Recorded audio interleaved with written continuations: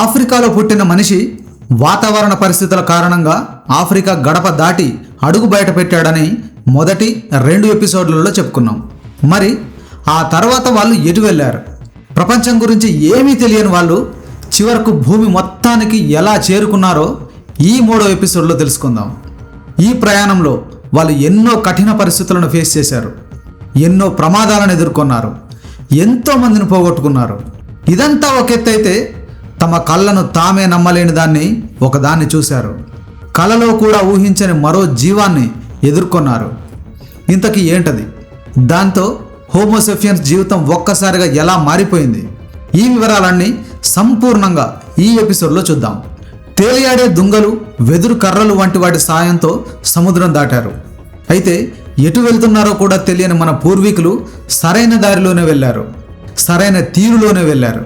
ఎందుకంటే వాళ్లకు దారి చూపించింది ప్రకృతి.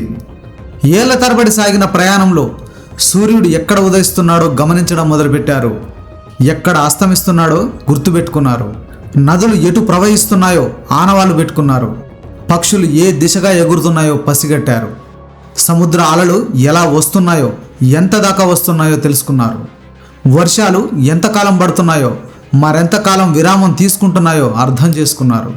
ఇలా ప్రకృతిలోని ప్రతి చిన్న మార్పును గమనిస్తూ భూమిని, కాలాన్నే ఒక పుస్తకంలా చదువుకుంటూ ముందుకు సాగారు. అందుకే శాస్త్రవేత్తలు ఒక ఆసక్తికరమైన విషయం చెబుతారు.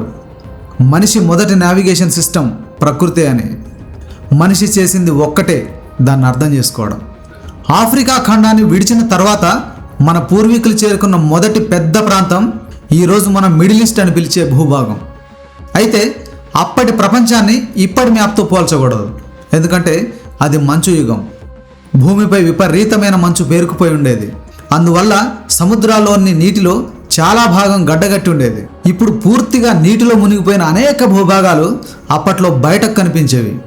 ఆఫ్రికా, అరేబియా మధ్య ఉన్న బాబెల్ మాండేవ్ ప్రాంతంలో కూడా నీటి దూరం ఇప్పటికంటే చాలా తక్కువగా ఉండేదని, బహుశా చిన్న చెక్క దుంగలు, సహజంగా తేలే కర్రల సహాయంతో ఆ నీటిని దాటి ఉండొచ్చని పరిశోధనలు సూచిస్తున్నాయని మనం 2వ ఎపిసోడ్లో చెప్పుకున్నాం. అలా మిడిల్ ఈస్ట్లోకి వచ్చేశారు. ఇవాళ మిడిల్ ఈస్ట్ అంటే అంతులేని ఎడారులు, మండే ఎండలు, ఇసుక తుఫాన్లు. కానీ 70 నుంచి 80 వేల సంవత్సరాల క్రితం పరిస్థితి పూర్తి భిన్నంగా ఉండేది.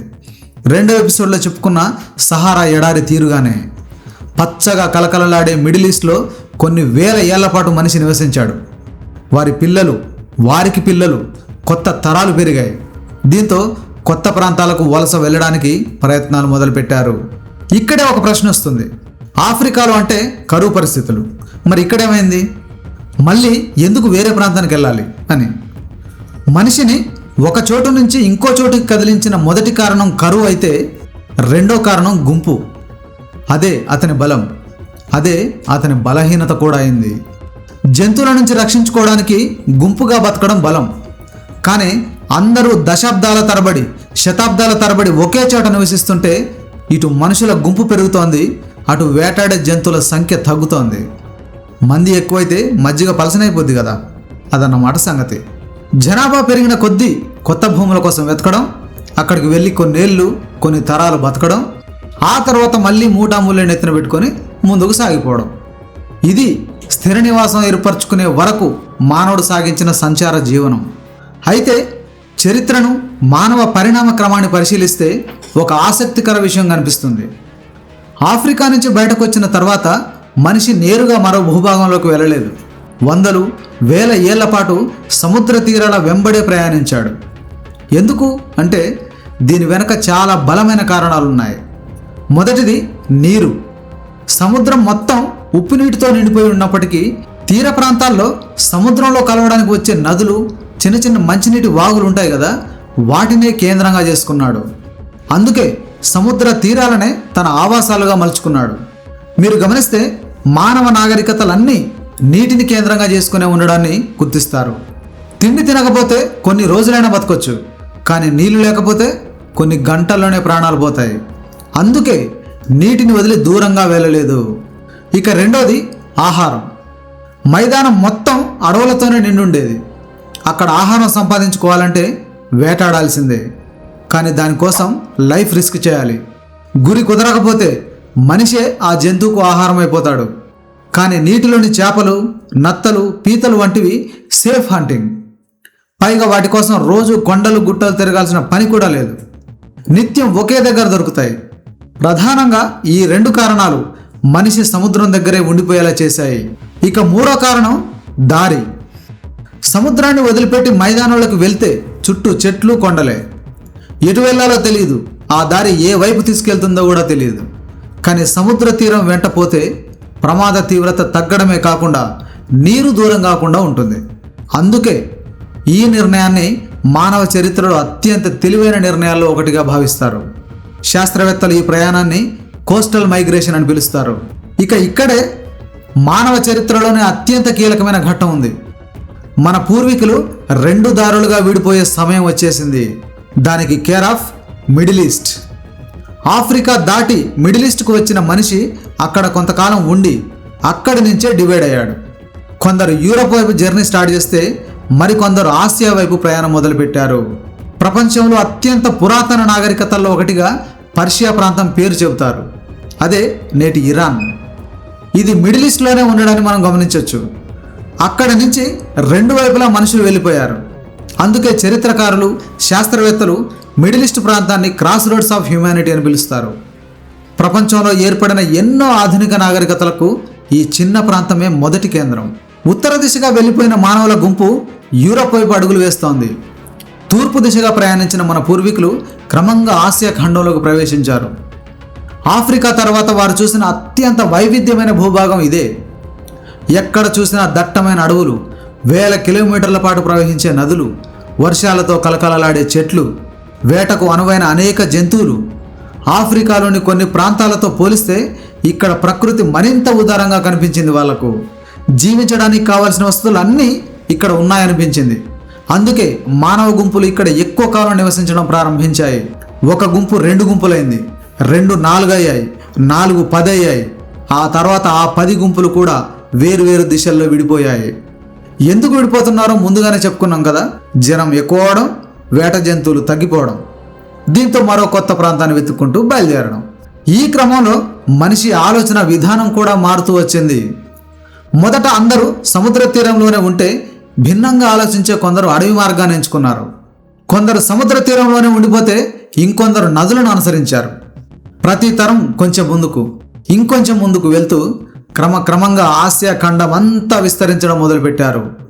ఈ ప్రయాణం 1-2 శతాబ్దాలు కాదు, వేల సంవత్సరాల పాటు కొనసాగింది. మిడిల్ ఈస్ట్ నుంచి ఆసియాలోకి, ఆఫ్ఘనిస్తాన్ ప్రాంతం మీదుగా భారత ఉపఖండంలోకి ప్రవేశించారు. ఆఫ్రికా నుంచి మొదలైన ప్రయాణంలో అడవులు, కొండలు, నదులు, సముద్రాలు ఎన్నో చూసిన మనిషికి భారత ఉపఖండంలో ఉత్తరాన ఉన్న ప్రపంచంలోనే అత్యంత ఎత్తైన పర్వతాలను చూసి మనసు పులకరించిపోయింది. దక్షిణాన అంతులేని సముద్రం, మధ్యలో మహానదులు, అడవులు, పచ్చిక మైదానాలు, ఎడారులు. ఒకే ప్రాంతంలో ఇంత ప్రకృతి వైవిధ్యం ఉన్న ప్రాంతాలు ప్రపంచంలో చాలా అరుదు. అలాంటి భారత ఉపఖండంలోని ప్రకృతి మనిషికి ఎన్నో అవకాశాలను ఇచ్చింది. అందుకే కొన్ని మానవ గుంపులు ఇక్కడే స్థిరపడ్డాయి. మరికొన్ని గుంపులు ఇక్కడ కొంతకాలం విశ్రాంతి తీసుకొని మళ్ళీ తూర్పు వైపు ప్రయాణం మొదలుపెట్టాయి. సౌత్ ఇండియా, అండమాన్ దీవులు, ఇండోనేషియా, ఫిలిప్పీన్స్, ఆస్ట్రేలియా దాకా ప్రయాణించాయి. ఇక్కడే ఒక డౌట్ వస్తుంది. అప్పట్లో సముద్రం చాలా వరకు మంచుగానే ఉండిపోయింది కాబట్టి కొన్ని ప్రాంతాలను మనుషులు ఈజీగానే దాటేశారని కన్సిడర్ చేద్దాం. మరి ఆస్ట్రేలియా? ఈ ఖండానికి ఏ వైపు నుంచి కూడా నేలతో సంబంధమే లేదు. అయినా సరే 65,000 సంవత్సరాల క్రితమే మనుషులు అక్కడికి చేరుకున్నారు. ఇది ఎలా సాధ్యమైందో ఇప్పటికీ మిస్టరీయే. కొంత దూరం అంటే చెక్కలు, దుంగలు వాడవచ్చు, కానీ అంత దూరం కూడా వాటితోనే ప్రయాణించారా అనేది ఆశ్చర్యకరమైన విషయం. ఈ విధంగా ఆసియా వైపు నడిచిన వారు ముందుకు సాగిపోతూనే ఉండగా అటు ఉత్తరం వైపు వెళ్ళిన వారు ఏమయ్యారు అని చూస్తే వారు ఆఫ్రికా, ఆసియా కన్నా భిన్నమైన సరికొత్త ప్రాంతానికి చేరుకున్నారు. దాన్నే నేడు మనం యూరప్ అని పిలుస్తున్నాం. నాటి యూరప్కు నేటి యూరప్కు పోలికే లేదు. ఎక్కడ చూసినా మంచు, నెలల తరబడి సూర్యుడు సరిగా కనిపించని రోజులు, గడ్డ కట్టించే గాలులు, ఎముకలు కొరికేసే చలి, నదులు కూడా మంచుగా మారిపోయే -డిగ్రీల ఉష్ణోగ్రతలు. ఈరోజు అందమైన నగరాలు, పచ్చని పొలాలు కనిపించే చోట అప్పట్లో తెల్లటి మంచు మాత్రమే కనిపించేది. ఆఫ్రికా వేడికి అలవాటు పడిన మనిషికి ఇది పూర్తిగా కొత్త ప్రపంచం. ప్రతి అడుగు ఒక పరీక్షే, ప్రతి రాత్రి ఒక యుద్ధమే. ఇలాంటి సమయంలో ప్రకృతి అతనికి ఒకే ఒక్క సందేశం ఇచ్చింది, బతకగలిగితే బతుకు అని. అలా యూరప్లో కఠిన సవాళ్ల మధ్య ప్రయాణం కొనసాగుతోంది. అయితే అక్కడ మనిషికి ఎదురైన ప్రమాదం కేవలం వాతావరణం మాత్రమే కాదు, అక్కడ తిరిగే జంతువులు కూడా. వాటిని అతను ఎప్పుడు చూడలేదు. 10 టన్నుల బరువున్న ఊలీ మమూత్స్ పొడవాటి వంకర దంతాలతో మంచు మైదానాల్లో సంచరించేవి. 2.5 టన్నుల బరువున్న ఊలీ రైనోసర్స్ ఒక్క దెబ్బతో మనిషిని గాల్లోకి విసిరేసే శక్తి కలిగి ఉండేవి. మంచులో నివసించే ఆ జంతువులను ఆ మనిషి ఇంతకు ముందెన్నడూ చూడలేదు. అసలు మంచు ప్రాంతానికే అడుగు పెట్టలేదు. ఇలాంటి జంతువుల ప్రపంచంలో జీవించే అతి బలహీనమైన జీవుల్లో మనిషి కూడా ఒకడు. ఇప్పుడు మనం కాస్త చలి పెడితేనే దుప్పట్లు, రగ్గులు, హీటర్లు. మరి వాళ్లకు సూర్యుడు అస్తమిస్తే చీకటితో పాటే మరణం కూడా వచ్చేది. అలాంటి పరిస్థితులన్నింటినీ ఎదురొడ్డి బతుకు పోరాటం సాగించారు. ఆఫ్రికాలో మొదలైన ఒక చిన్న గుంపు ప్రయాణం వేల సంవత్సరాల తర్వాత ఆసియా, యూరప్, ఆస్ట్రేలియా, ఉత్తర అమెరికా, దక్షిణ అమెరికా, ఇలా అంటార్కిటికా మినహా దాదాపు ప్రతి ఖండంలోనూ మనిషి అడుగులు పడ్డాయి. ఈ ప్రయాణంలో ఒకచోట చలి అతని బలంగా మార్చేసింది, మరో చోట ఎండ అతన్ని తట్టుకునేలా చేసింది, ఇంకో చోట అడవులు కొత్త నైపుణ్యాలను నేర్పాయి, ఇంకెక్కడో పర్వతాలు కొత్త జీవన విధానాన్ని అలవాటు చేశాయి, మరెక్కడో నదులు, సముద్రాలు జీవిత ప్రవాహానికి ఎదురెదడం నేర్పాయి. ఇలా ఇటు యూరప్లో అటు ఆసియాలో హోమోసేఫియన్స్ జీవన ప్రయాణం సాగిస్తుండగా వన్ ఫైన్ డే దూరంగా ఉన్న మంచులోయలో కొన్ని ఆకారాలు కనిపించాయి. మొదట వాళ్ళు అవి కూడా జంతువులేమో అనుకున్నారు, కానీ వాటిని ఎప్పుడు చూసినట్టుగా గుర్తులేదు. ఆత్రంగా మరికాస్త దగ్గరగా వెళ్ళడం మొదలుపెట్టారు. నిలువెత్తు ఆశ్చర్యం, ఒక్కసారిగా గుండె ఆగినంత పనైంది. అప్పటి వరకు వాళ్ళు చూసిన జంతువులన్నీ 4 కాళ్ళతో నడిచేవి, కానీ అది 2 కాళ్ళతోనే నడుస్తోంది, అచ్చం వీరిలాగానే. అవును, అది పాత జంతువు కాదు, కొత్త మనిషి, మనలాంటి మనిషే, రూపురేఖలే కాస్త వేరు. అలా హోమోసేఫియన్స్కి అర్థమైంది, ఈ భూమి మీద 2 కాళ్ళతో నడిచేవాడు మనం మాత్రమే కాదు, ఇంకొకడు కూడా ఉన్నాడని. అలా యూరప్కు వెళ్ళిన వాళ్లకు ఒక కొత్త మానవ జాతి కనిపిస్తే, ఇటు ఆసియా వైపు వెళ్ళిన వారికి కూడా మరో మనిషి జాతి కనిపించి షాక్ ఇచ్చింది. మరి వాళ్ళెవరు, ఎలా ఉండేవారు? మన పూర్వీకులకు శత్రువులా, మిత్రులా?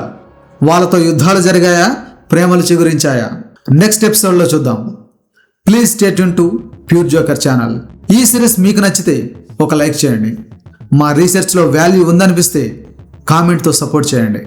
ఈ సిరీస్ను ఇంకా బలంగా ముందుకు తీసుకెళ్లేందుకు, వీడియోలు మిస్ కాకుండా ఉండేందుకు సబ్స్క్రైబ్ చేసుకోండి. మీ అభిమానానికి సదా కృతజ్ఞుడిని. సెలవు.